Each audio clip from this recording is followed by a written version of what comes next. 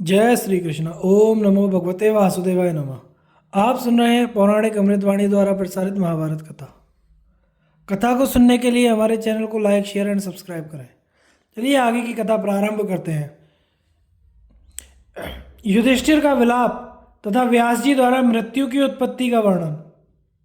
संजय कहते हैं, महाराज, महावीर अभिमन्यु के मारे जाने के पश्चात सभी पांडव योद्धा रथ छोड़ कवच उतार और धनुष फेंककर राजा युधिष्ठिर के चारों ओर बैठ गए तथा अभिमन्यु को मन ही मन याद करते हुए उसके युद्ध का स्मरण करने लगे।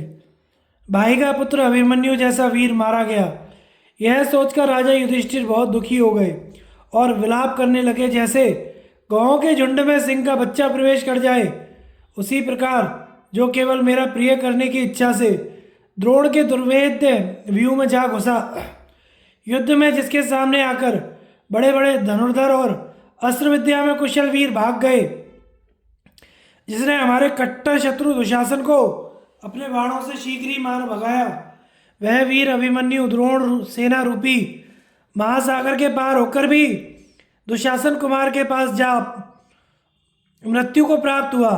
सुभद्रा कुमार के मारे जाने के बाद अब मैं अर्जुन अथवा सुभद्रा को कैसे मुंह दिखाऊंगा। हाय, वह बेचारी अब अपने प्यारे बेटे को नहीं देख सकेगी। श्री कृष्ण और अर्जुन को यह दुखद समाचार कैसे सुनाऊंगा। हाँ, मैं कितना निर्दयी हूँ। जिस सुकुमार बालक को भोजन और शयन करने, सवारी पर चलने तथा भूषण वस्त्र पहनने में आगे रखना चाहिए था, उसे मैंने युद्ध में आगे कर दिया। अभी तो वह तरुण कुमार युद्ध की कला में पूरा प्रवीण भी नहीं हुआ था, फिर कैसे कुशल से लौटता। अर्जुन बुद्धिमान, निर्लोभ, संकोचशील, क्षमावान, रूपवान, बलवान, बड़ों को मान देने वाले वीर और सत्य पराक्रमी हैं, जिनके कर्मों की प्रशंसा देवता भी करते हैं, जो अभय चाहने वाले शत्रु को भी अभय दान देते हैं। उन्हीं के बलवान पुत्र की हम लोग रक्षा ना कर सके। बल और पुरुषार्थ में जो अपना सानी नहीं रखता, उस अर्जुन कुमार को मारा गया देखकर अब विजय से भी मुझे प्रसन्नता ना होगी। उसके बिना पृथ्वी का राज्य, अमरत्व अथवा देवताओं के लोक का अधिकार भी मेरे लिए किसी काम का नहीं है। कुंती नंदन युधिष्ठिर जब इस प्रकार विलाप कर रहे थे, उसी समय महर्षि वेदव्यास वहां आ पहुंचे। युधिष्ठिर ने उनका यथोचित सत्कार किया।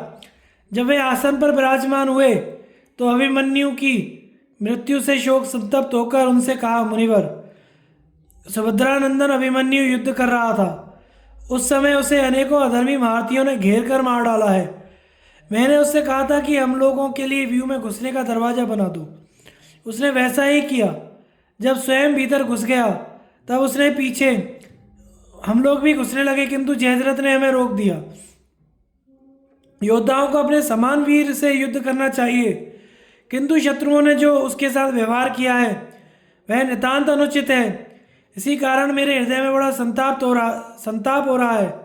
बार बार उसी की चिंता होने लगती है, तनिक भी शांति नहीं मिलती। व्यास जी ने कहा, युधिष्ठिर, तुम तो महान बुद्धिमान और समस्त शास्त्रों के ज्ञाता हो। तुम्हारे जैसे पुरुष संकट पड़ने पर मोहित नहीं होते। अभिमन्यु युद्ध में बहुत से वीरों को मारकर प्रौढ़ योद्धाओं के समान पराक्रम दिखाकर स्वर्गलोक में गया है। भारत विधाता के विधान को कोई टाल नहीं सकता। मृत्यु तो देवता, गंधर्व और दानवों के भी प्राण ले लेती है, फिर मनुष्यों की तो बात ही क्या है। युधिष्ठिर ने कहा, मुने, ये शूरवीर राजकुमार शत्रुओं के वश में पड़कर विनाश के मुख में चले गए। कहते हैं ये मर गए, किंतु मुझे संदेह होता है कि इन्हें मर गए ऐसा क्यों कहा जाता है। मृत्यु किसकी होती है, क्यों होती है, और वह किस प्रकार प्रजा का संहार करती है तथा कैसे यह जीव को परलोक में ले जाती है। पितामह, यह सब बातें मुझे बताइए।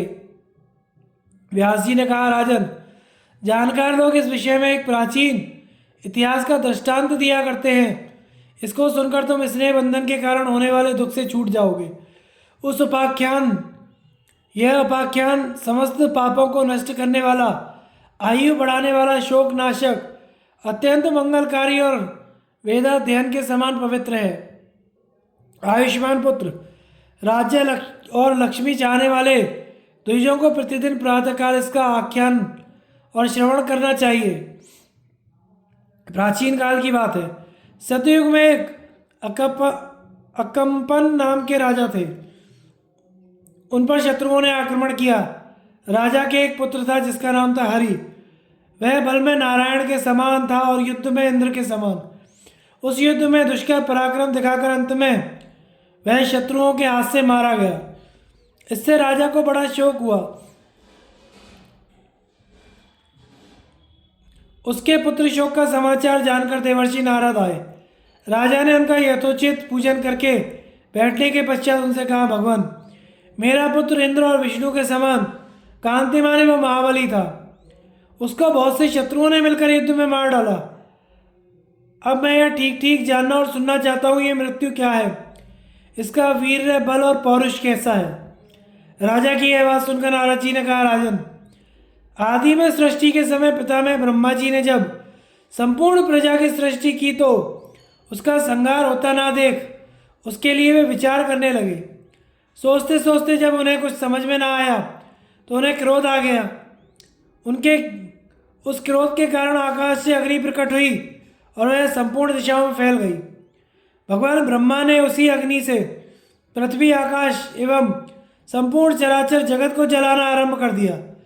यह देख रुद्र देवता ब्रह्मा जी की शरण में गए।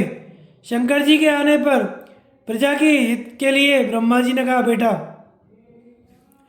तुम अपनी इच्छा से उत्पन्न हुए हो, मुझसे अभीष्ट वस्तु पाने योग्य हो, बताओ तुम्हारी कौन सी कामना पूर्ण करूं। तुम्हें जो अभीष्ट होगी मैं उसे पूर्ण करूंगा।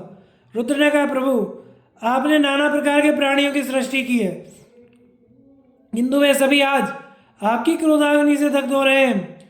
उनकी दशा देखकर मुझे दया आती है। भगवान, अब तो उन पर प्रसन्न होइए। ब्रह्मा जी ने कहा, पृथ्वी देवी जगत के भार से पीड़ित हो रही थी, इसी ने मुझे संहार के लिए प्रेरित किया। इस विषय में बहुत विचार करने पर भी जब कोई उपाय ना सूझा तो मुझे क्रोध चढ़ाया। रुद्र ने कहा, भगवान, संहार के लिए आप क्रोध ना करें, प्रजा पर प्रसन्न हो। आपके क्रोध से प्रकट हुई आग पर्वत, वृक्ष, नदी, जलाशय, तृण, घास आदि संपूर्ण स्थावर जंगम रूप जगत को जला रही है। जब आपका क्रोध शांत हो जाए यही वरदान मुझे दीजिए। प्रजा के हित के लिए कोई ऐसा उपाय सोचिए जिससे इन प्राणियों की जान बचे। नारद जी कहते हैं, शंकर जी की बात सुनकर ब्रह्मा जी ने प्रजा का कल्याण करने के लिए उस अग्नि को पुनः अपने में लीन कर लिया। उसे लीन करते समय उनकी सब इंद्रियों से एक स्त्री प्रकट हुई। उसका रंग था काला, लाल और पीला। उसकी जिह्वा, मुख और नेत्र भी लाल थे। ब्रह्मा जी ने उसे मृत्यु कहकर पुकारा और बताया कि मैंने लोगों का संहार करने की इच्छा से क्रोध किया था, उसी से तुम्हारी उत्पत्ति हुई है। अतः तुम मेरी आज्ञा से इस संपूर्ण चराचर जगत का नाश करो, इसी से तुम्हारा कल्याण होगा। ब्रह्मा जी की ऐसी आज्ञा सुनकर वह स्त्री अत्यंत सोच में पड़ गई और फिर फूट फूट कर रोने लगी। उसकी आंखों से जो आंसू झर रहे थे उसे ब्रह्मा जी ने हाथ में ले लिया और उसे भी सांत्वना दी। तब मृत्यु ने कहा, भगवान, आपने मुझे ऐसी स्त्री क्यों बनाया? क्या मैं जानबूझकर यह हितकारक कठोर कर्म करूं? मैं भी पाप से डरती हूं। मेरे सताए हुए लोग रोएंगे, उन दुखियों के आंसुओं से मुझे बड़ा भय हो रहा है। इसीलिए आपकी शरण में आई हूँ, मुझे वह वर दीजिए। मैं आज से रेणुका आश्रम जाकर आपकी आराधना में संलग्न हो तीव्र तपस्या करूं। रोते बिलखते लोगों के प्राण लेने का काम मुझसे नहीं हो सकेगा, मुझे इस पाप से बचाइए। ब्रह्मा जी ने कहा, मृत्यु, प्रजा का संहार करने के लिए ही तुम्हारी सृष्टि हुई है। जाओ, सब प्रजा का नाश करती रहो, इसमें कुछ विचार करने की आवश्यकता नहीं है। ऐसा नहीं होगा, ऐसा ही होगा, इसमें कभी परिवर्तन नहीं हो सकता। तुम मेरी आज्ञा का पालन करो, इसमें तुम्हारी निंदा नहीं होगी। ब्रह्मा जी के ऐसा कहने पर वह कन्या प्रजा के संहार की प्रतिज्ञा किए बिना ही तप करने की इच्छा से धेनुका आश्रम में चली गई। वहां से पुष्कर, गोकर्ण, नैमिष और मलयाचल आदि तीर्थों में जा जाकर अपनी रुचि के अनुकूल कठोर नियमों का पालन करती हुई शरीर सुखाने लगी। वह अनन्य भाव से केवल ब्रह्मा जी में ही सुदृढ़ भक्ति रखती थी। उसने भक्ता अपने धर्माचरण से पितामह को प्रसन्न कर लिया। तब ब्रह्मा जी ने प्रसन्न मन से उससे कहा, मृत्यु, बताओ तो सही, किस लिए यह अत्यंत कठोर तप कर रही हो? मृत्यु बोली, प्रभु, मैं आपसे यही वर चाहती हूँ कि प्रजा का नाश ना करूँ। मुझे अधर्म से बड़ा भय हो रहा है, इसीलिए तब मैं लगी हूँ। भगवान, मुझ भयभीत अबला को तो आप अभयदान देने में एक अपराध स्त्री हूँ, बहुत दुख पा रही हूँ। आपसे कृपा की भीख मांगती हूँ, मुझे शरण दीजिए। ब्रह्मा जी ने कहा, कल्याणी, इस प्रजावर्ग का संहार करने से तुम्हें पाप नहीं लगेगा। मेरी बात किसी तरह मिथ्या नहीं हो सकती, इसलिए तुम 4 प्रकार की प्रजा का नाश करो। सनातन धर्म तुम्हें पवित्र बनाए रखेगा। लोकपाल, यम तथा तरह तरह की व्याधियां तुम्हारी सहायता होंगी। फिर देवता लोग तथा मैं सभी तुम्हें वरदान देंगे। यह सुनकर मृत्यु ने ब्रह्मा जी के चरणों में मस्तक झुकाकर प्रणाम किया और हाथ जोड़कर कहा, प्रभु, यदि यह कार्य मेरे बिना नहीं हो सकता तो आपकी आज्ञा शिरोधार्य है। अब एक बात कहती हूँ, उसे सुनिए। लोभ, क्रोध, असूया, ईर्ष्या, द्रोह, मोह, निर्लज्जता, परस्पर कटु वचन बोल रहे हैं, नाना प्रकार के दोष ही प्राणियों की देह का नाश करें।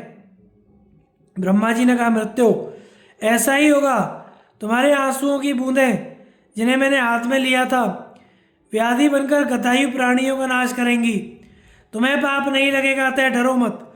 तुम कामना और क्रोध का त्याग करके संपूर्ण जीवों के प्राणों का अपहरण करो।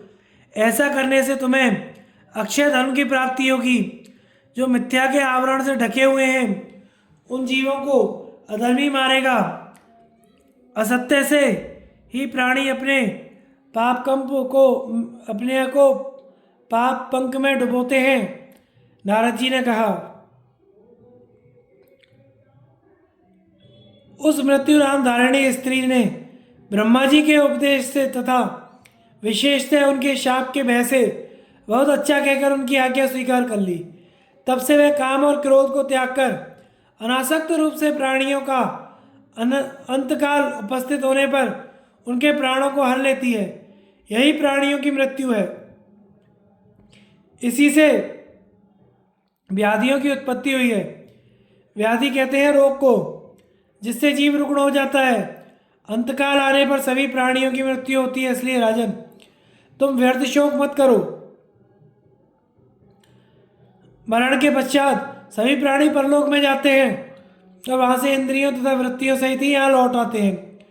देवता भी परलोक में अपने कर्म भोग पूर्ण करके फिर इस मृत्युलोक में जन्म लेते हैं। इसलिए तुम्हें अपने पुत्र के लिए शोक नहीं करना चाहिए।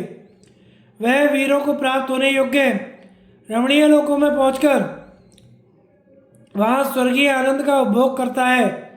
ब्रह्मा जी ने मृत्यु को प्रजा का संहार करने के लिए स्वयं ही उत्पन्न किया है, अतः वह समय आने पर सबका संहार करती ही है। यह जानकर धीर पुरुष मरे हुए प्राणियों के लिए शोक नहीं करते। यह सारी सृष्टि विधाता की बनाई हुई है, वे स्वेच्छा अनुसार इसका उपसंहार करते हैं। इसलिए तुम अपने मरे हुए पुत्र का शोक शीघ्र ही त्याग दो। व्यास जी कहते हैं, नारद जी की यह अर्थ भरी बात सुनकर राजा कंपन ने उनसे कहा, भगवान, मेरा शोक दूर हुआ, अब मैं प्रसन्न हूँ। आपके मुख से यह इतिहास सुनकर मैं कृतार्थ हो गया। आपको प्रणाम है। राजा की ऐसी संतोषपूर्ण वाणी सुनकर देवर्षि नारद तुरंत नंदनवन को चले गए। राजा युधिष्ठिर, इस उपाख्यान को सुनने सुनाने से पुण्य, यश, आयु, धन तथा स्वर्ग की प्राप्ति होती है। भारतीय अभिमन्यु युद्ध में धनुष, तलवार, गदा तथा शक्ति से प्रहार करता हुआ मृत्यु को प्राप्त हुआ है। वह चंद्रमा का निर्मल पुत्र था, अतः पुनः चंद्रमा में ही लीन हुआ है। इसलिए तुम धैर्य धारण करो और प्रमाद त्याग कर भाइयों को साथ ले शीघ्र ही युद्ध के लिए तैयार हो जाओ। व्यास जी के द्वारा संजय पुत्र मरुत, सोहोत्र, शिवी और राम के परलोक गमन का वर्णन। युधिष्ठिर ने कहा, मुनिवर, प्राचीन काल के पुण्यात्मा, सत्यवादी एवं गौरवशाली राजर्षियों के कर्मों का वर्णन करते हुए पुनः अपने यथार्थ वचनों से मुझे सांत्वना दीजिए। व्यास जी बोले, पूर्व काल में शैप्य नाम के राजा थे। उनका पुत्र का नाम था संजय। जब संजय राजा हुआ तो उसकी देवर्षि नारद और पर्वत दो ऋषियों से मित्रता हो गई। एक समय की बात है, वे दोनों ऋषि राजा संजय से मिलने के लिए उसके घर आए। राजा ने विधिवत उनका आतिथ्य सत्कार किया और वे भी बड़ी प्रसन्नता के साथ सुखपूर्वक वहाँ रहने लगे। संजय को पुत्र की अभिलाषा थी। उसने अपनी शक्ति के अनुसार ब्राह्मणों की बड़ी सेवा की। वे ब्राह्मण वेद वेदांग के ज्ञाता एवं तब स्वाध्याय में लगे रहने वाले थे। राजा की शुश्रूषा से प्रसन्न होकर उन ब्राह्मणों ने नारद जी से कहा, भगवान, अब आप राजा संजय को उनकी इच्छा के अनुसार पुत्र प्रदान करें। नारद जी ने तथास्तु कहकर संजय से कहा, राजर्षि, ब्राह्मण लोग आप पर प्रसन्न हैं और आपको पुत्र देना चाहते हैं, अतः आपका कल्याण हो। आप जैसा पुत्र चाहते हैं उसके लिए वर मांग लें। नारद जी के ऐसा कहने पर राजा ने हाथ जोड़कर कहा, भगवान, मैं ऐसा पुत्र चाहता हूँ जो यशस्वी तेजस्वी, शत्रुओं को दबाने वाला हो तथा जिसके मल मूत्र थूक एवं पसीने भी स्वर्ण में हों। राजा को ऐसा ही पुत्र हुआ। उसका नाम पड़ा स्वर्णवीष्टि, स्वर्णष्ठीवी। उक्त वरदान से राजा के घर निरंतर धन बढ़ने लगा। उन्होंने महल, चार दीवारें, किले, ब्राह्मणों के घर पलंग बिछौने, भोज पात्र आदि सभी आवश्यक सामग्रियों को सोने का बनवा लिया।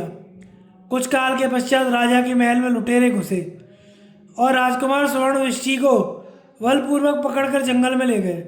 स्वर्ण पाने का उपाय तो उन्हें ज्ञात नहीं था, इसलिए उन मूर्खों ने राजकुमार को मार डाला।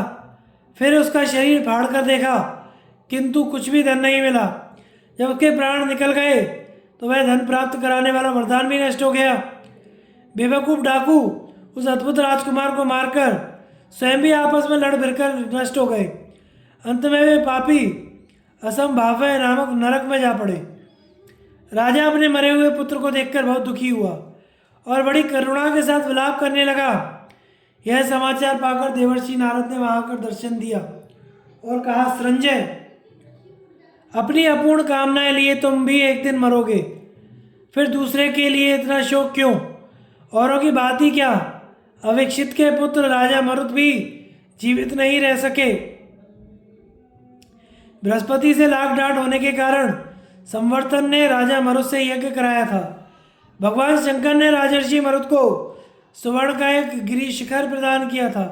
इनकी यज्ञशाला में इंद्र आदि देवता, बृहस्पति आदि समस्त प्रजापतिगण विराजमान थे। यज्ञ का ज्ञान सारा सामान सोने का बना हुआ था। इनके यज्ञों में ब्राह्मणों को दूध, दही, घी, मधु, रुचिकर भक्ष्य भोज्य तथा इच्छा अनुसार वस्त्र आभूषण भी दिए जाते थे। मरुत के घर में मरुत पवन देवता रसोई परोसने का काम करते थे। विश्वदेव सभासद थे। उन्होंने देवता, ऋषि और पितरों को अवश्य श्राद्ध स्वाध्याय के द्वारा तृप्त किया था। शैया, आसन, जलपात्र, स्वर्ण राशि, यह अपार धन उन्होंने ब्राह्मणों को स्वेच्छा से दान कर दिया था। इंद्र भी उनका भला चाहते थे। उनके राज्य में प्रजा को रोग व्याधि नहीं सताती थी।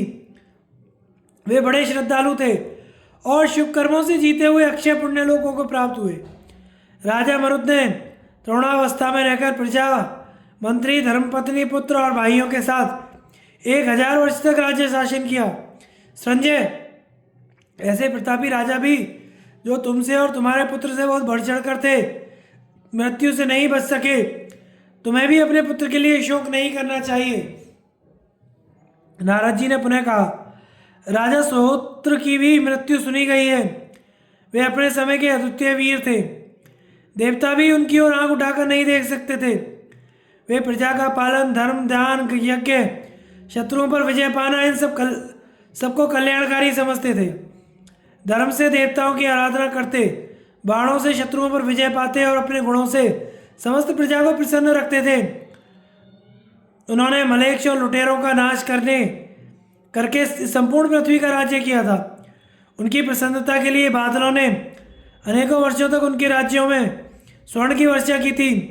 वहाँ स्वर्ण रस की नदियाँ बहती थीं, उनमें सोने के मगर और सोने की मछलियाँ रहती थीं। मेघ अभीष्ट वस्तुओं की वर्षा करने वाले थे। राज्य में एक एक कोस्त की लंबी चौड़ी बावलियाँ थीं, उनमें भी स्वर्ण के मगर और कछुए थे। उन सबको देखकर राजा को आश्चर्य होता था।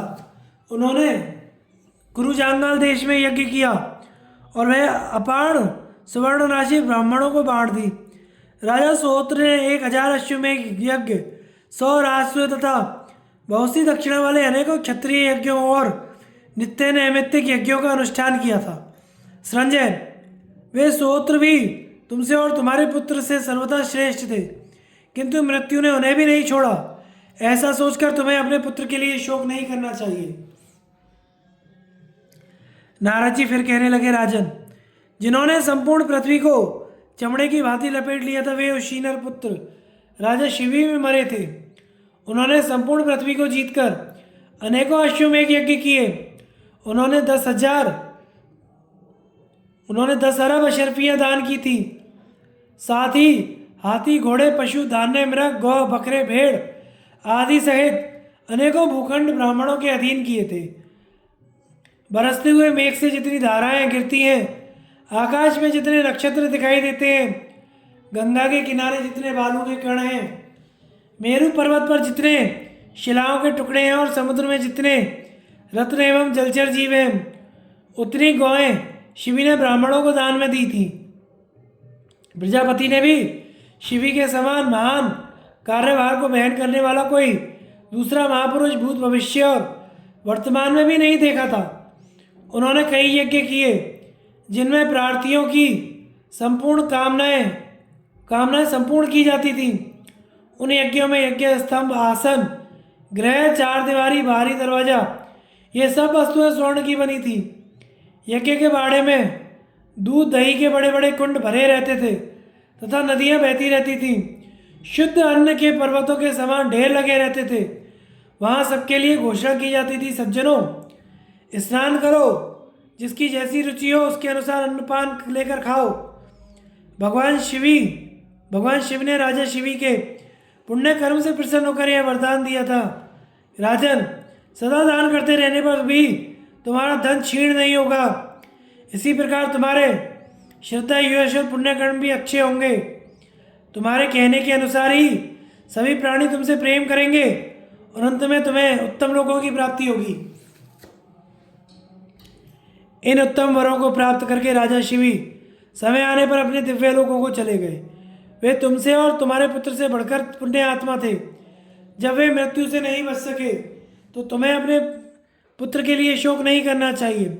संजय, जो प्रजापर पुत्र के समान प्रेम रखते थे, वे दशरथ नंदन राम भी परम धाम को चले गए। वे अत्यंत तेजस्वी थे, उनमें असंख्य गुण थे। अपने पिता की आज्ञा से उन्होंने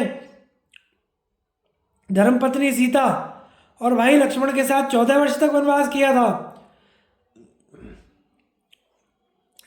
जन स्थान में रहकर तपस्वी मुनियों की रक्षा के लिए उन्होंने 14,000 राक्षसों का वध किया। वहां रहते समय ही लक्ष्मण सहित राम को मुंह में डालकर रावण नामक राक्षस ने उनकी पत्नी सीता को हर लिया। यद्यपि रावण देवता और दैत्यों से भी अवध्य था, फिर भी साथ ही ब्राह्मण और देवताओं के लिए कंटक रूप था, किंतु राम ने उसे उसके साथियों सहित मार डाला।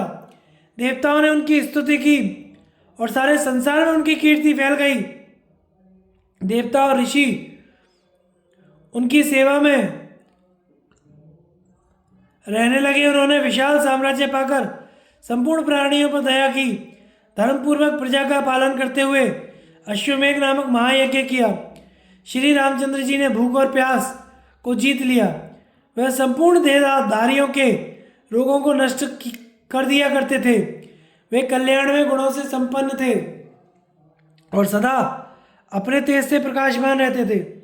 सब प्राणियों से अधिक तेजस्वी थे। राजा के शासनकाल में इस पृथ्वी पर देवता, ऋषि और मनुष्य एक साथ रहते थे। उनके राज्य में प्राणियों के प्राण अपान समान आदि प्राण क्षीण नहीं होते थे। उस समय सबकी आयु बड़ी होती थी, कोई नौजवान नहीं मरता था। देवता और पितर वेदों की विधियों से प्रसन्न होकर हव्य कव्य ग्रहण करते थे। राम के राज्य में डांस मच्छरों का कोई नाम नहीं था। जहरीले सांप नष्ट हो चुके थे। ना कोई पानी में डूबकर मरता था, ना ही असमय आग किसी को जलाती थी। उस समय के लोग अधर्म में रुचि रखने वाले लोभी और मूर्ख नहीं होते थे। वे सभी वर्णों के लोग शिष्ट, बुद्धिमान और अपने कर्तव्य का पालन करने वाले थे। जन स्थान में राक्षसों ने जो पितरों और देवताओं की पूजा नष्ट कर दी थी, उसे भगवान राम ने राक्षसों को मारकर पुनः प्रज्वलित किया। उस समय एक एक मनुष्य एक एक हजार संतानें उत्पन्न करता था। उनकी आयु भी एक एक सहस्त्र वर्ष हुआ करती थी। भगवान राम की श्याम सुंदर छवि तरुण अवस्था और कुछ अरुणाई लिए विशाल थी। भुजाएं सुंदर तथा घुटनों तक लंबी थीं। सिंह के समान कंधे वाले थे। उनकी झांकी सभी जीवों को मोहने वाली थी। उन्होंने 11,000 वर्ष तक राज्य किया। उस समय लोगों की जुबान पर राम का ही नाम था। अंत में अपने और भाइयों को के अंशरूप दो दो पुत्रों के द्वारा 8 प्रकार के राजवंश की स्थापना करके उन्होंने चारों वर्णों की प्रजा को साध ले सदैव परम धाम को गमन किया। संजय, तुमसे और तुम्हारे पुत्र से सर्वथा श्रेष्ठ वे राम यदि यहाँ नहीं रह सके तो तुम अपने पुत्र के लिए शोक क्यों करते हो?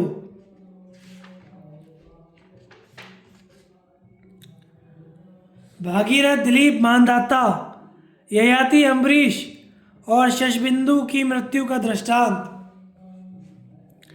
नारद जी ने पुनः कहा, संजय, भागीरथ की मृत्यु होने की बात सुनी गई है। उन्होंने यज्ञ करते समय गंगा के दोनों किनारों पर सोने की ईंटों के घाट बनवाए थे तथा सोने के आभूषणों से विभूषित 10 लाख कन्याएं ब्राह्मणों को दान दी थी।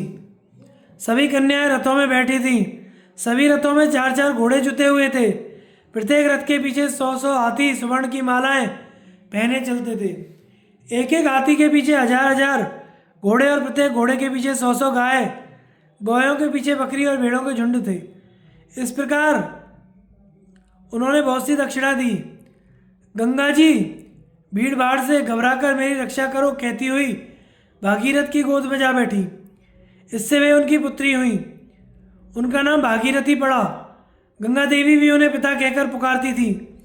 जिस ब्राह्मण ने जब जिस अभीष्ट वस्तु की इच्छा की, जितेंद्रिय राजा ने प्रसन्नतापूर्वक वह वस्तु उसे तत्काल अर्पण की। राजा भागीरथ ब्राह्मणों की कृपा से ब्रह्मलोक को प्राप्त हुए। संजय, वे तुमसे और तुम्हारे पुत्र से सर्वथा बड़े चढ़े थे। जब वे यहाँ नहीं रह सके तो औरों की तो बात ही क्या है। इसलिए तुम अपने पुत्र का शोक मत करो। इलविला के पुत्र राजा दिलीप भी मरे थे, जिनके 100 यज्ञों में लाखों तत्वज्ञानी याज्ञिक ब्राह्मण नियुक्त हुए थे। उन्होंने यज्ञ करते समय धन धान्य से संपन्न यह पृथ्वी ब्राह्मणों को दान कर दी थी। राजा दिलीप के यज्ञों में से सोने की सड़कें बनवाई गई थीं। इंद्र आदि देवता भी उन्हें धर्म के अनुसार मानकर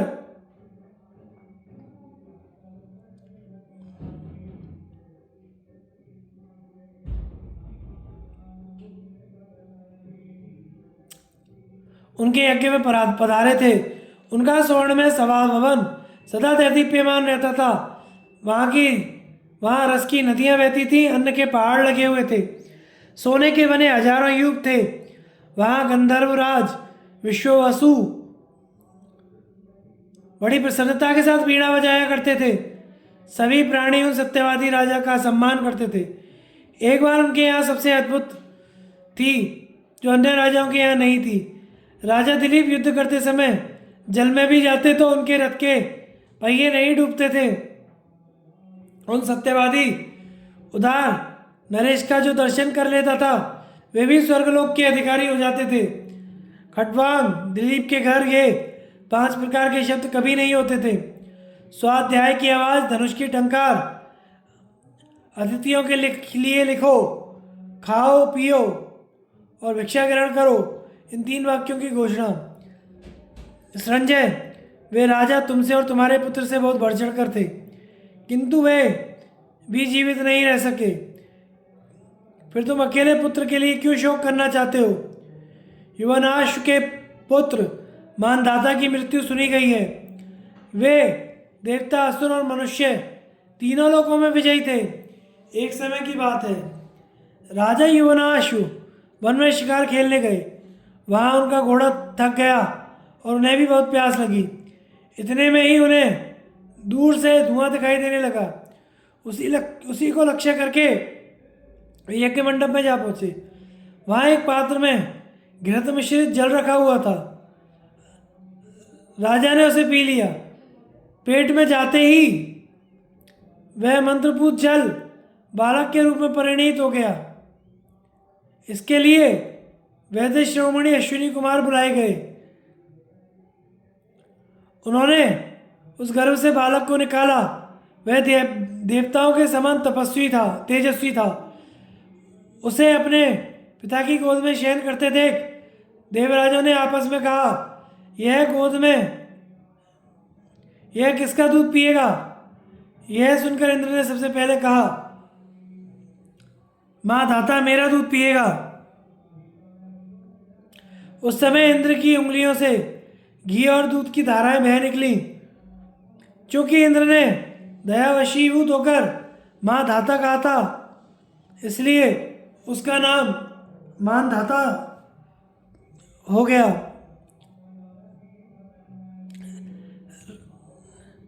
बारह दिनों में ही वह बालक 12 वर्ष का सा हो गया। राजा होने पर मानधाता ने संपूर्ण पृथ्वी को एक ही दिन में जीत लिया। वे धर्मात्मा, धैर्यवान, वीर, सत्य प्रतिज्ञ और जितेंद्रिय थे। उन्होंने जन्मजय, सुधनवा, गह पुरुष,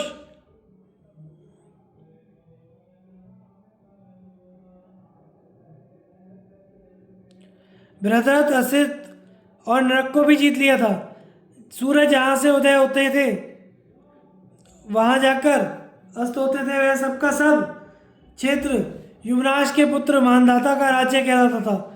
मानधाता ने 100 अश्वमेघ और 100 राष्ट्र यज्ञ किए थे। उन्होंने 100 योजनों के विस्तार का मत्स्य ब्राह्मणों को दे दिया। उनके यज्ञ में से मधु तथा दूध बहाने वाली नदियाँ उनके पर्वत चारों ओर से घेर कर बहते थे।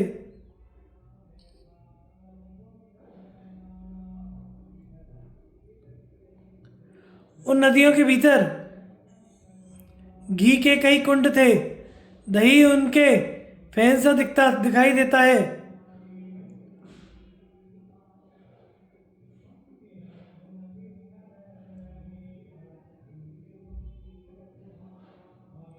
उस राजा के यज्ञ में देवता, असुर, मनुष्य, यज्ञ, गंधर्व, सर्प, ऋषि, पक्षी, श्रेष्ठ ब्राह्मण पधारे थे।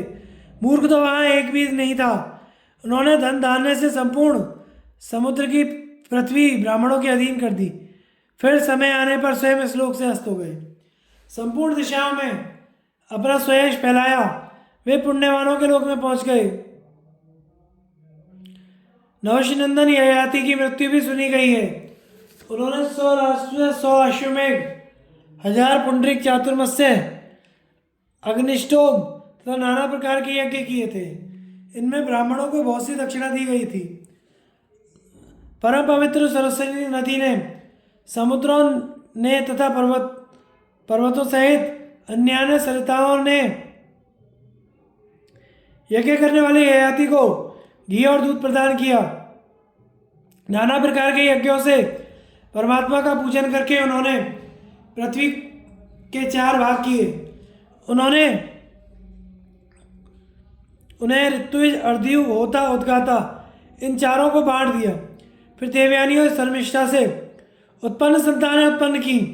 फिर जब भोगों से उन्हें शांति नहीं मिली तो निम्नांकित गाथा गाकर उन्होंने अपनी धर्मपत्नी के साथ वानप्रस्थ आश्रम में प्रवेश किया। वह गाथा इस प्रकार है।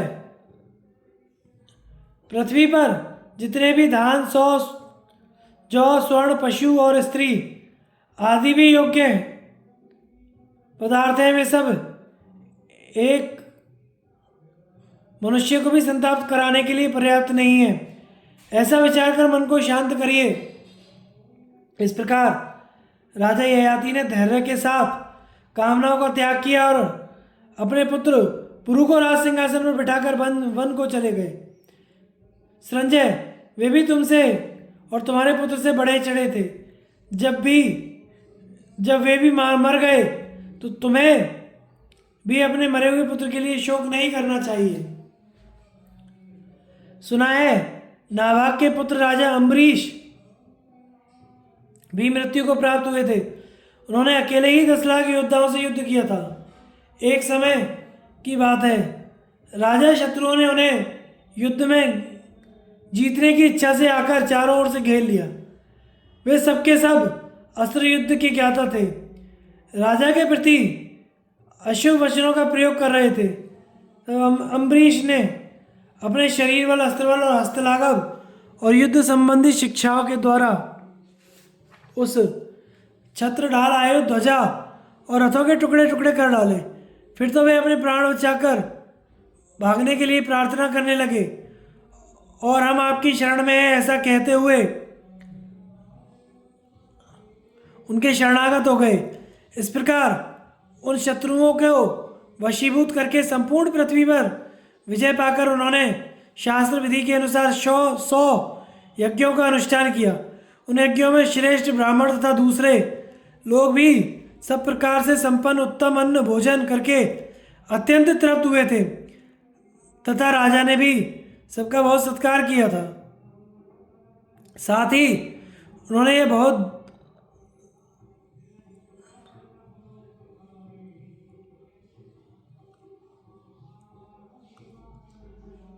अधिक मात्रा में दक्षिणा दी थी। अनेकों मूर्धाभिषेक्त राजाओं और सैकड़ों राजकुमारों को दंड तथा कोष सहित उन्होंने ब्राह्मणों के अधीन कर दिया। महर्षि लोग उन पर प्रसन्न होकर कहते थे, असंख्य दक्षिणा देने वाले राजा अम्बरीश जैसा यज्ञ करते हैं वैसे ना तो पहले के राजाओं ने किया और ना आगे कोई करेंगे। संजय, वे तुमसे और तुम्हारे पुत्र से भी बढ़ चढ़कर वीर थे। जब वे भी मृत्यु में पड़ गए तो तुम्हें मरे हुए पुत्र के लिए शोक नहीं करना चाहिए। सुना है जिन्होंने नाना प्रकार के यज्ञ किए थे वे राजा शशबिंदु भी मर गए। उनके 1 लाख स्त्रियां थीं और प्रत्येक स्त्री के गर्भ से 1000 संतानें उत्पन्न हुई और सभी राजकुमार पराक्रमी, वेदों के विद्वान और उत्तम धनुष धारण करने वाले थे। सबने अश्वमेध यज्ञ किए थे। राजा शशबिंदु ने अपने उन राजकुमारों को अश्वमेध यज्ञ में ब्राह्मणों को दे दिया था। प्रत्येक राजपुत्र के पीछे स्वर्ण भूषित 100 कन्याएं थी। एक एक कन्या के पीछे 100 हाथी, प्रत्येक हाथी के पीछे 100 रथ और एक रथ के साथ 100 घोड़े, प्रत्येक घोड़े के पीछे 1000 गौएं तथा प्रत्येक गौ के पीछे 50 भेड़ें हैं। ये सभी अपार धन राजा शशबिंदु ने अपने महायज्ञ में ब्राह्मणों के लिए दान किया था। उस यज्ञ में कोसों तक पर्वतों के समान अन्न के ढेर लगे थे। राजा का अश्वमेध यज्ञ पूरा हो जाने पर अन्न के 13 पर्वत बच गए थे। उनके राज्यकाल में इस पृथ्वी पर हष्टपुष्ट मनुष्य रहते थे। राज्यकाल में इस पृथ्वी पर हष्टपुष्ट मनुष्य रहते थे। यहाँ कोई विघ्न नहीं था, कोई रोग नहीं था। बहुत समय तक राज्य का उपभोग करके अंत में वे दिव्यलोक को प्राप्त हुए। संजय, वे तुमसे और तुम्हारे पुत्र से बहुत बढ़ चढ़कर थे।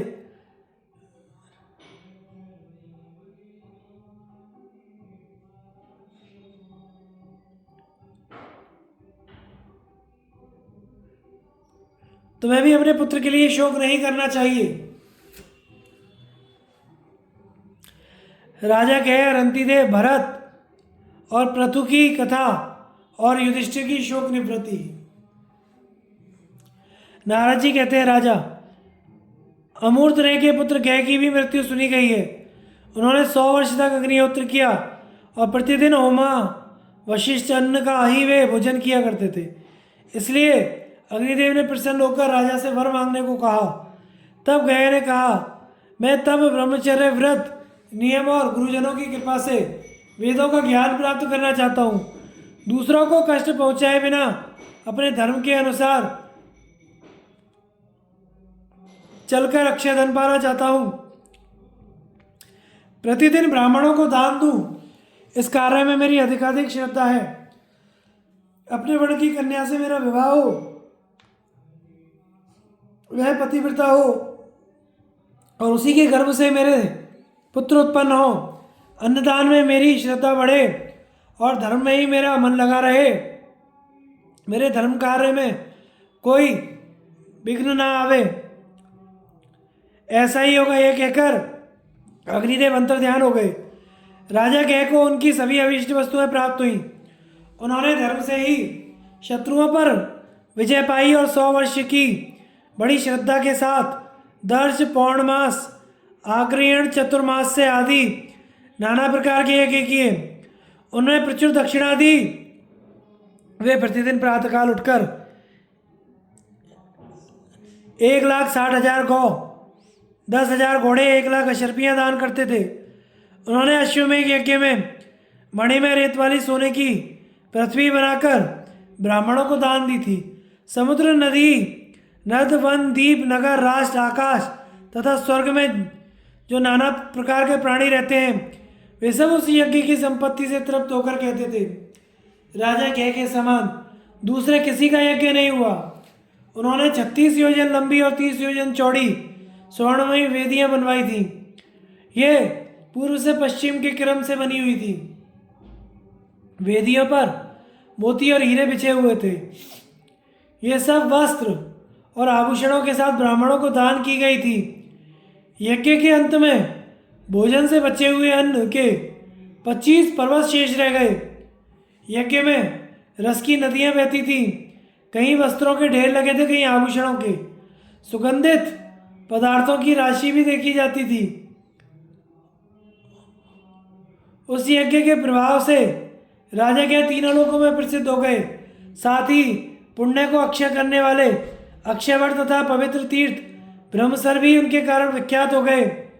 संजय, वे राजा गए तुमसे और तुम्हारे पुत्र से सर्वथा बढ़ चढ़कर थे। जब वे भी जीवित नहीं रह सके तो तुम भी पुत्र के लिए शोक मत करो। सुनाए संस्कृति के पुत्र रंतिदेव भी जीवित नहीं रहे। उनके यहाँ 2 लाख रसोइये थे जो घर पर आए अतिथि ब्राह्मणों की सुधा के समान मीठी, कच्ची और पक्की रसोई तैयार करके जमाते थे। राजा रंतिदेव प्रत्येक पक्ष में स्वर्ण और हजारों बैल दान करते थे। एक एक बैल के साथ 100-100 गायें होती थी। साथ ही 8,800 स्वर्ण मुद्राएं दी जाती थी। इनके ही यज्ञ और अग्निहोत्र सामान भी होते थे। यह नियम उन्होंने 100 वर्ष तक चलाया। फिर वे कमंडलू, घोड़े, बटलोई, पिठर, शैया, आसन, सवारी, महल, मकान, वृक्ष, अन्न, धन दिया करते थे। ये सब वस्तुएं सोने की होती थी। रंतिदेव की वह अलौकिक समृद्धि देखकर पुराण वेत्ताओं ने इस प्रकार उनका यशोगान किया है। हमने कुबेर के घरों में भी रंतिदेव के समान धन का पूरा भंडार नहीं देखा। फिर मनुष्यों के यहाँ तो हो ही कैसे सकता है। उनके यहाँ जो कुछ था सब सोने का ही था। उसे भी उन्होंने यज्ञ में ब्राह्मणों को दान कर दिया। उनके दिए हुए हव्य कव्य को देवता तथा पितर प्रत्यक्ष ग्रहण करते थे। ब्राह्मणों की सब कामनाएं तो उनके यहाँ पूर्ण होती थी। संजय, वे वीर तुमसे और तुम्हारे पुत्र से श्रेष्ठ थे। जब उनकी भी मृत्यु हो गई तो तुम्हें अपने पुत्र के लिए शोक नहीं करना चाहिए। सुना है दुष्यंत के पुत्र भरत भी मृत्यु को प्राप्त हुए थे। भरत ने वन में रहकर बचपन में ही ऐसा पराक्रम दिखाया था जो दूसरों के लिए कठिन है। वे जब बच्चे थे तो बड़े बड़े सिंहों को वेग से दबाकर बांध लेते थे और उन्हें घसीटते थे। अजगरों के दांत तोड़ लेते और भागते हुए हाथियों के दांत पकड़कर उन्हें अपने वश में कर लेते। 100 सिंहों को एक साथ पकड़कर घसीटते। उन्हें सब जीवों का इस प्रकार दमन करते थे। ब्राह्मणों ने इनका नाम सर्वदमन रखा। राजा भरत ने यमुना तट पर 100, सरस्वती के कूल पर 300 और गंगा के किनारे पर 400 अश्वमेघ यज्ञ किए। तदनंतर उन्होंने पुनः 1000 अश्वमेघ और 100 राजसूय यज्ञ किए जिनमें उत्तम दक्षिणा दी गई। फिर अग्निष्टोम अतिरात्र विश्वजीत याग करके 10 लाख वाजपेयी यज्ञों का अनुष्ठान किया। शकुंतलानंदन ने इन सब यज्ञों में ब्राह्मणों को बहुत सा धन देकर संतुष्ट किया।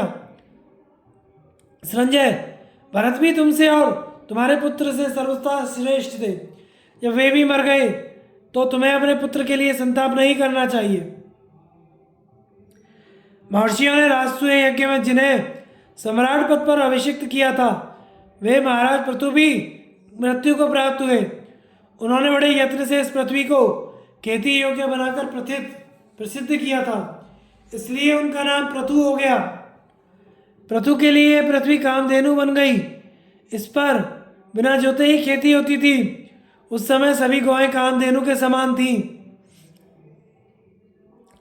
पत्ते पत्ते से मधु की वर्षा होती थी। कुछ स्वर्ण में होते थे और सुखद और कोमल भी, इसलिए प्रजा उनके ही वस्त्र बुनकर पहनती और उन्हीं पर शयन भी करती। वृक्षों के फल अमृत के समान मधुर और स्वादिष्ट होते थे। प्रजा इनका ही आहार करती। कोई भी भूखा नहीं रहता। सब निरोगी थे। सबकी इच्छाएं पूर्ण होती थीं और किसी को कहीं से भी भय नहीं होता था। इसलिए लोग अपनी रुचि के अनुसार पेड़ों के नीचे या गुफाओं में निवास करते थे। उस समय राष्ट्रों और नगरों का विभाग नहीं था। सभी मनुष्य सुखी और संतुष्ट और प्रसन्न थे। राजा पृथु जब समुद्र में यात्रा करते तो पानी थम जाता और पर्वत उन्हें मार्ग देते थे। उनके रथ की ध्वजा कभी नहीं टूटी। एक बार उनके पास वनस्पति, पर्वत, देवता, असुर, मनुष्य, सर्प, सप्तर्षि, यक्ष, गंधर्व, अप्सरा तथा पितरों ने आकर कहा, महाराज आप ही हमारे सम्राट हैं। आप ही हमें कष्ट से बचाने वाले हैं तथा आप ही हमारे राजा, रक्षक और पिता हैं।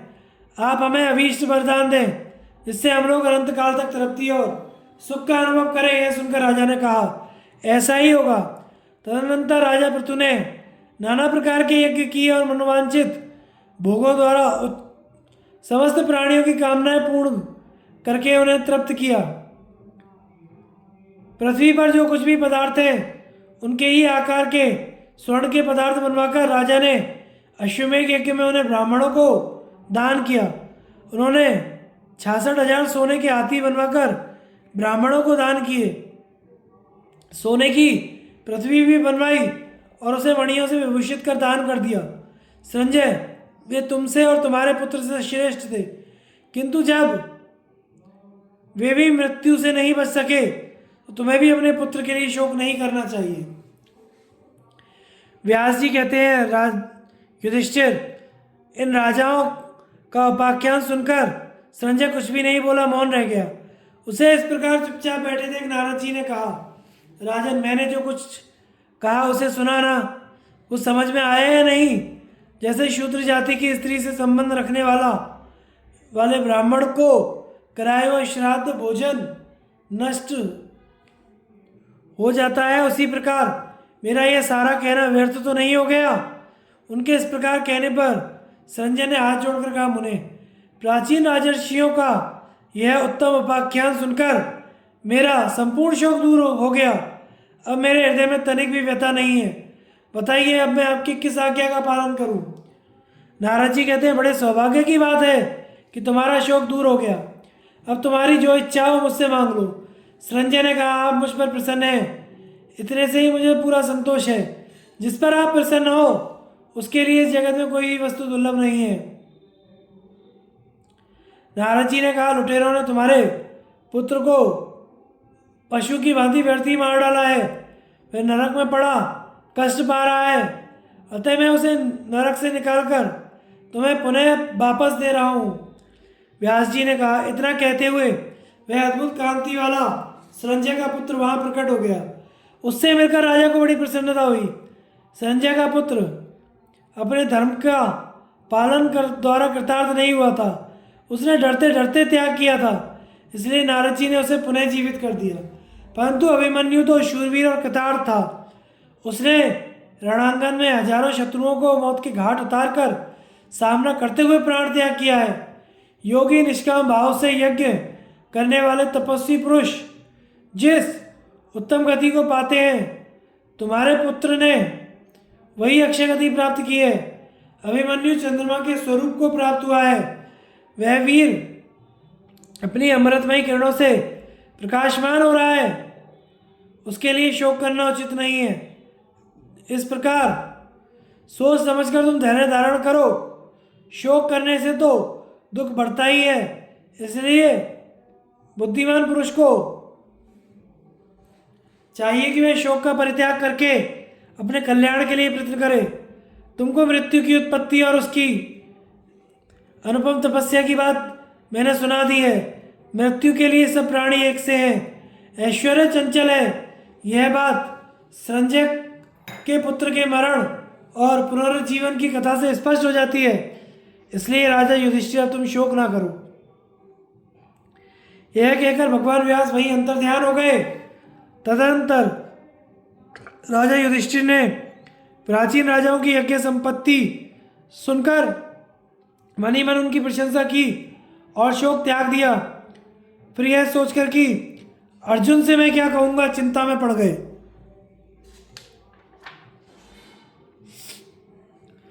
अर्जुन का विषाद, जयद्रथ को मारने की प्रतिज्ञा।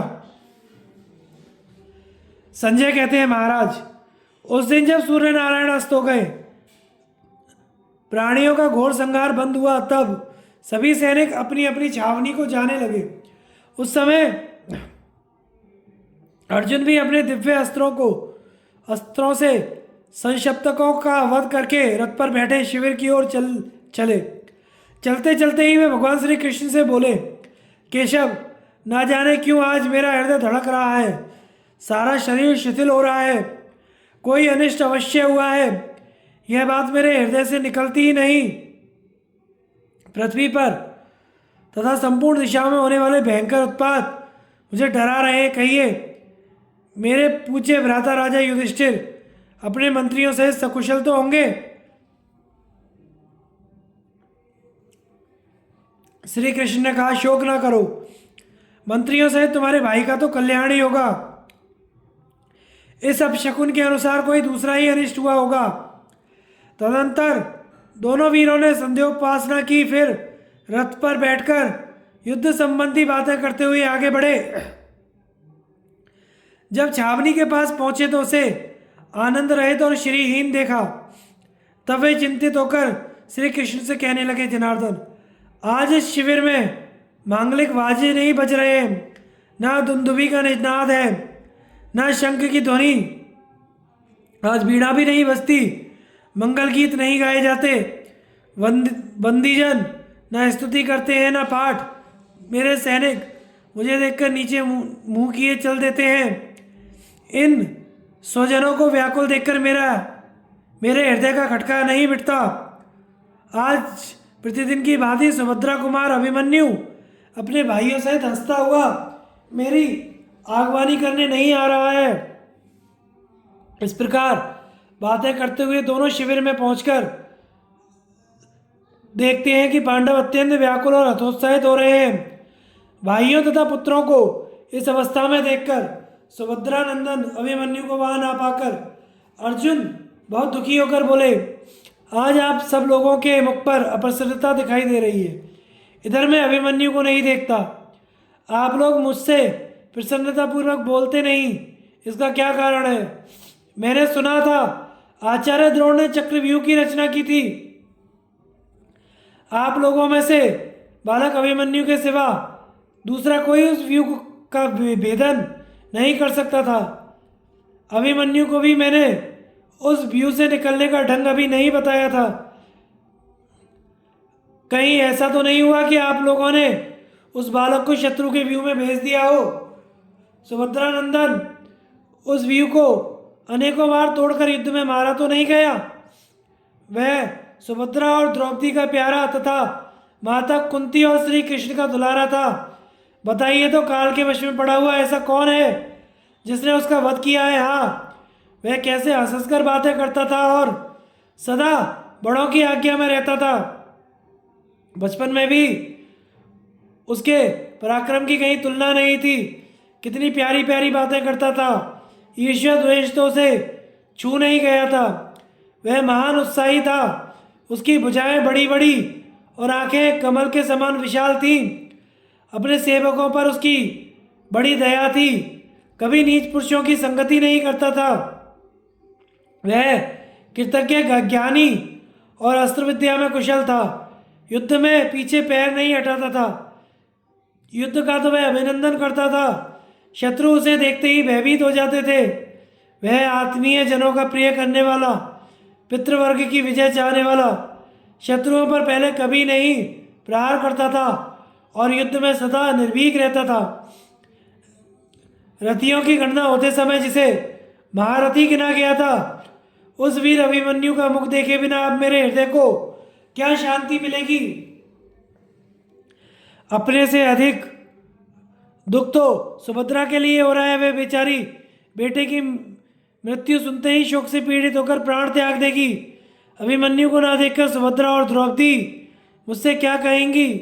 मैं उन दोनों को क्या जवाब दूंगा। सचमुच मेरा हृदय वज्र का बना हुआ है। तभी तो पुत्र वधू उत्तरा के रोने बिलखने का ध्यान आते ही इसके हजारों टुकड़े नहीं हो जाते। इस प्रकार अर्जुन को पुत्र शोक से पीड़ित उसी की याद में आंसू बहाते देख भगवान श्री कृष्ण ने उन्हें पकड़कर संभाला और कहा, मित्र, इतने व्याकुल ना हो। जो युद्ध में पीठ नहीं दिखाते उन सभी शूरवीरों को एक दिन इस मार्ग से जाना पड़ता है। जिनकी युद्ध से ही जीविका चलती है, उन क्षत्रियों को का तो विशेषतः यही मार्ग है। उनके लिए संपूर्ण शास्त्रज्ञों ने यही गति निश्चित की है। युद्ध में शत्रु का सामना करते हुए मृत्यु हो जाए, ऐसा तो सभी शूरवीर चाहते हैं। अभिमन्यु ने बड़े बड़े वीर एवं महाबली राजकुमारों को युद्ध में मारा है। शत्रु के सामने डटे रहकर वीरों के लिए वांछनीय मृत्यु प्राप्त की है। तुम्हें शोक करते देखिए तुम्हारे भाई और मित्र अधिक दुखी हो रहे हैं। इन्हें सांत्वना भरी बातों से आश्वासन दो। तुम तो जानने योग्य तत्वों को जान चुके हो। तुम्हें शोक नहीं करना चाहिए। भगवान कृष्ण के इस प्रकार समझाने पर अर्जुन ने अपने भाइयों से कहा, मैं अभिमन्यु की मृत्यु का वृत्तांत आरंभ से ही सुनना चाहता हूँ। आप सब लोग अस्त्र विद्या में कुशल हैं, हाथों में शस्त्र लिए वहाँ खड़े थे। ऐसे समय में यदि वह इंद्र से भी युद्ध करता हो तो भी नहीं मारा जाना चाहिए। फिर आपके रहते कैसे उसकी मृत्यु हुई? यदि मैं जानता कि पांडव और पांचाल मेरे बेटे की रक्षा करने में असमर्थ हैं तो स्वयं ही उपस्थित होकर उसकी रक्षा करता। इतना कहकर अर्जुन चुप हो गए। उस समय युधिष्ठिर और श्री कृष्ण के सिवा दूसरा कोई भी उनकी ओर देखने या बोलने का साहस नहीं कर सका।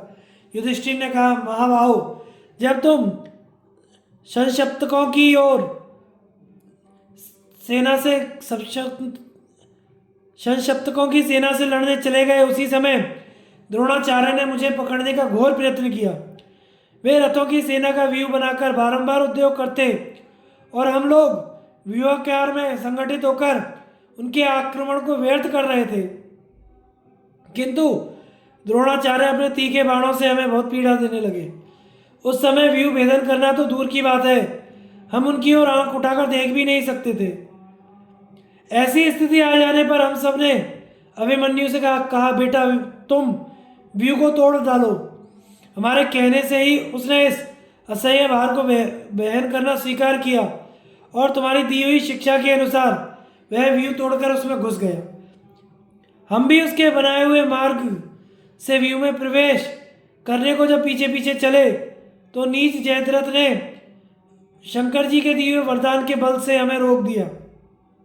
तदंतर द्रोण, कृप, कर्ण, अश्वत्थामा, बृहद्बल और कृतवर्मा इन 6 महारथियों ने उसे सब ओर से घेर लिया।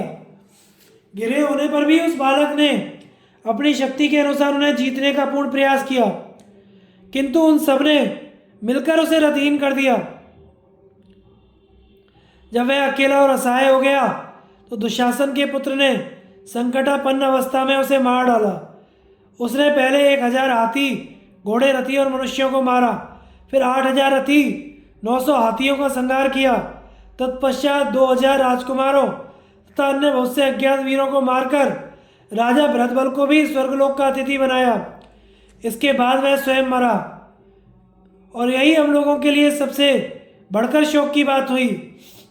धर्मराज की यह बात सुनकर अर्जुन हा पुत्र कहते हुए करुण उच्छ्वास लेने लगे और अत्यंत व्यथा से पीड़ित होकर पृथ्वी पर गिर पड़े। उस समय सबके मुख पर विषाद छा गया। सभी अर्जुन को घेर कर बैठ गए, निर्निमेष नेत्रों से एक दूसरे को देखने लगे। थोड़ी देर बाद अर्जुन को होश आया, तब वे क्रोध में भरकर बोले, मैं आप लोगों के सामने यह सच्ची प्रतिज्ञा करता हूँ, यदि जयद्रथ कौरवों का आश्रय छोड़कर भाग नहीं गया या हम लोगों की भगवान श्री कृष्ण की अथवा महाराज युधिष्ठिर की शरण में नहीं आ गया तो कल उसे अवश्य मार डालूंगा। कौरवों का प्रिय करने वाला पापी जयद्रथ ही उस बालक के वध में निमित्त बना है, अतः निश्चय ही कल उसे मौत के घाट उतारूंगा। अगर कल उसे न मारूं तो माता पिता की हत्या करने वाले, गुरु स्त्रीगामी, चुगलखोर, साधु निंदक, दूसरों पर कलंक लगाने वाले, धरोहरों को हड़प लेने वाले और विश्वासघाती पुरुषों की जो गति होती है वही मेरी भी हो। जो वेदाध्ययन करने वाले उत्तम ब्राह्मणों का तथा बड़े बूढ़े साधुओं और गुरुजनों का अनादर करते हैं, ब्राह्मण गौ और अग्नि का जड़ों से स्पर्श करते हैं और जल में मलमूत्र या थूक डालते हैं, उन्हें जो दुर्गति प्राप्त होती है वही कल जयद्रथ को न मारने पर मेरी भी हो। नंगे नहाने वाले, अतिथि को निराश करने वाले, सूदखोर, मिथ्यावादी, ठग, आत्मवंचक, दूसरों पर झूठे दोष लगाने वाले तथा परिवार वालों को दिए बिना अकेले ही मिठाई उड़ाने वाले लोगों को जो दुर्गति भोगनी पड़ती है वही जयद्रथ का वध न करने पर मेरी हो। जो शरण में आए हुए का त्याग करता है तथा कहने के अनुसार चलने वाले सज्जन पुरुष का पालन पोषण नहीं करता, उपकारी की निंदा करता है, पड़ोस में रहने वाले सुयोग्य व्यक्ति को श्राद्ध का दान न देकर अयोग्य व्यक्तियों की ओर देखता है, शूद्र जाति की स्त्री से संबंध रखने वाले को श्राद्धान्न जमाता है, जो शराबी, मर्यादा भंग करने वाला, कृतज्ञ स्वामी का निंदक है, उस पुरुष की जो दुर्गति होती है वही जयद्रथ को न मारने पर मेरी हो। जो बाएं हाथ से भोजन करते, गोद में रखकर खाते, पलाश के पत्ते पर बैठते और तेंदु की दातून करते हैं, जिन्होंने धर्म का त्याग कर दिया, जो प्रातःकाल सोते हैं, ब्राह्मण होकर शीश से और क्षत्रिय होकर युद्ध से डरते हैं, शास्त्र की निंदा करते हैं, दिन में नींद लेते या मैथुन करते हैं, घर में आग लगाते हैं, अग्निहोत्र और आतिथ्य सत्कार से विमुख रहते हैं तथा गौ के पानी पीने में विघ्न डालते हैं, जो रजस्वला से संसर्ग करते हैं, कीमत लेकर कन्या को बेचते हैं, बहुत से लोगों की पुरोहिती करते हैं, ब्राह्मण होकर दास वृत्ति से जीविका चलाते हैं तथा जो ब्राह्मण को दान का संकल्प करके फिर लोभवश नहीं देते, उन सबकी जो दुखदायिनी गति होती है वही जयद्रथ को न मारने पर मेरी भी हो। ऊपर जिन पापियों का नाम मैंने गिनाया है तथा जिनका नाम नहीं गिनाया है, उनको जो दुर्गति प्राप्त होती है वही मेरी भी हो। यदि कल जयद्रथ का वध ना कर सकूं। अब मेरी यह दूसरी प्रतिज्ञा भी सुनिए। यदि कल सूर्यास्त होने के पहले पापी जयद्रथ नहीं मारा गया तो मैं स्वयं ही जलती हुई आग में प्रवेश कर जाऊंगा।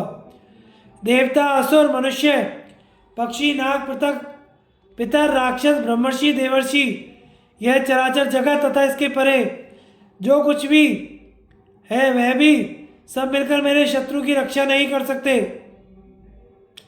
यदि जयद्रथ पाताल में भी घुस जाएगा या उससे आगे बढ़ जाएगा अथवा अंतरिक्ष में देवताओं के नगर में या दैत्यों की पुरी में भागकर छिपेगा तो भी मैं कल अपने सैकड़ों बाणों से अभिमन्यु के उस शत्रु का सिर उतारूंगा। यह कहकर अर्जुन ने गांडीव धनुष की टंकार की और उसकी ध्वनि आकाश में गूंज उठी। अर्जुन की वह प्रतिज्ञा सुनकर भगवान श्री कृष्ण ने अपने 5 जन्य शंख को बजाया और कुपित हुए अर्जुन ने देवदत्त नामक शंख की ध्वनि फैलाई। वह शंखनाद सुनकर आकाश पाताल सहित संपूर्ण जगत कांप उठा। उस समय शिविर में युद्ध के बाजे बज उठे और पांडव सिंहनाद करने लगे।